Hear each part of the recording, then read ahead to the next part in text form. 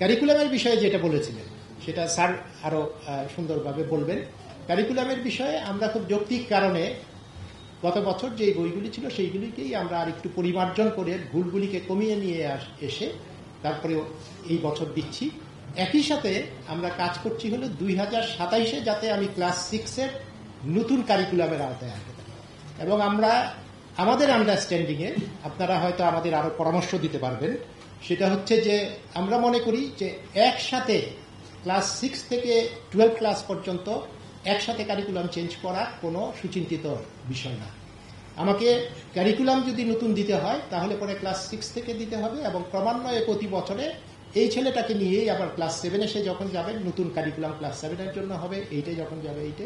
সুতরাং এই জার্নিটা হচ্ছে ক্লাস 6 থেকে ক্লাস 12 পর্যন্ত।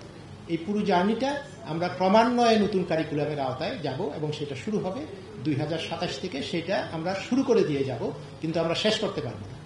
ধন্যবাদ।